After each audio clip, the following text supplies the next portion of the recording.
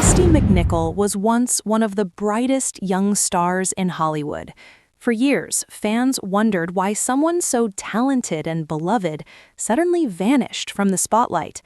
At the height of her success, when her career seemed destined for even greater fame, she quietly stepped away from the entertainment industry. The sudden disappearance left audiences confused, and for decades the real story remained hidden behind speculation and silence. Only years later did the truth slowly emerge, revealing a deeply personal journey filled with pressure, identity struggles, and the search for peace. Kristy McNichol was born on September 11, 1962, in Los Angeles, California. Her father, James McNichol, worked as a carpenter, while her mother, Carolyn McNichol, was a registered nurse. When Kristy was just 3 years old, her parents separated, leaving Carolyn to raise Kristy and her two brothers, Jimmy and Tommy, as a single mother. Life was not always easy for the family, but Carolyn was determined to create opportunities for her children. She recognized early on that Kristy had a natural charm and presence that stood out. Hoping to provide a better future, she began guiding her daughter toward the world of entertainment. Kristy's introduction to Hollywood began remarkably early. At the age of 6, she appeared in her first television commercial. What started as a small opportunity quickly grew into something bigger. Carolyn took on the role of managing her daughter's career, arranging auditions and encouraging her to pursue acting seriously. While most children spent their afternoons playing with friends or attending school events, Kristy was learning scripts and visiting casting offices. The entertainment industry became a regular part of her childhood, shaping her life in ways that were both exciting and demanding. Throughout the early 1970s, Kristy began appearing in small roles on several popular television programs. She made guest appearances on shows such as Starsky and Hutch, The Bionic Woman, Love American Style, and The Love Boat. These roles allowed her to gain experience and slowly build recognition within the industry. Her first regular television role came in 1974 when she was cast as Patricia Apple in the CBS drama Apple's Way. Although the show lasted only one season, it served as an important stepping stone in her early career. Kristy's true breakthrough arrived in 1976 when she was cast as Letitia Buddy Lawrence in the ABC drama Family.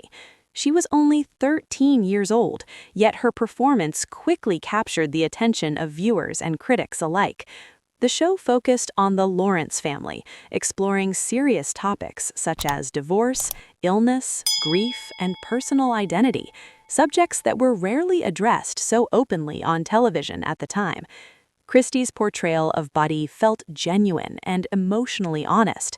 Audiences connected deeply with her character, watching as Buddy navigated the complicated journey of adolescence. Her remarkable talent did not go unnoticed.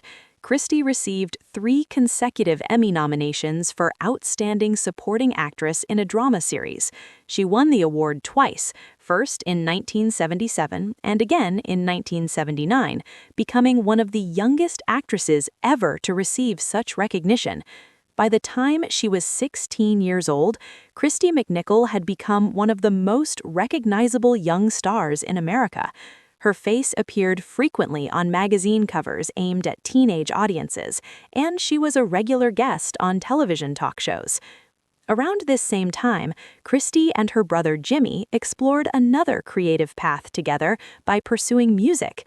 In 1978, they released an album through RCA Records and even performed at the legendary nightclub Studio 54 in New York City. The siblings also appeared together in the holiday television special The Carpenters, A Christmas Portrait. For a moment, it seemed as though Kristy's career was expanding in every direction. She was acting, recording music, and becoming one of the most admired young performers of her generation. However, life behind the scenes was far more complicated than it appeared. Growing up in Hollywood meant that Kristy experienced her teenage years under intense public scrutiny. While other teenagers attended school dances and enjoyed normal social lives, she spent most of her time on film sets or traveling for promotional appearances. The pressure to succeed was constant. Auditions often brought rejection, and success created even greater expectations. During this period, Kristy also faced a deeply personal struggle. Growing up in an era when discussions about sexuality were often discouraged, especially in the entertainment industry, she felt unable to openly express her true identity. The need to keep such an important part of herself hidden created emotional stress that quietly built over time. Although she continued working and achieving success, the weight of these pressures slowly began to affect her well-being. After the series Family ended in 1980, Kristy began transitioning into film roles.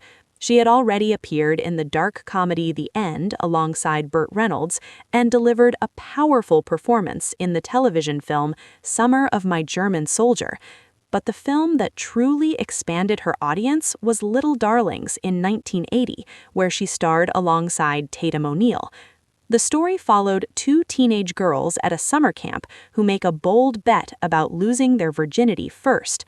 Kristy played Angel, a tough and street-smart character who hid vulnerability beneath a confident exterior. The film became a commercial success and helped solidify Kristy's transition from child star to serious young actress. She won a People's Choice Award and received praise for the depth she brought to the role.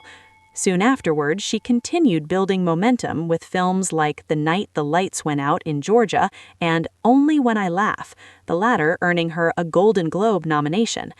Yet, behind the growing success, the emotional strain she had carried for years was beginning to surface. In 1982, while filming the romantic drama Just the Way You Are in France, Kristy experienced what was widely described as an emotional breakdown. She struggled with sleeplessness, overwhelming stress, and intense emotional exhaustion. Production was temporarily halted as she attempted to recover.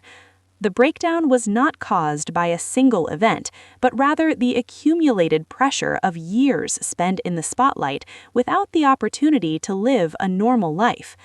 When she eventually returned to acting, the entertainment industry had already begun to move on.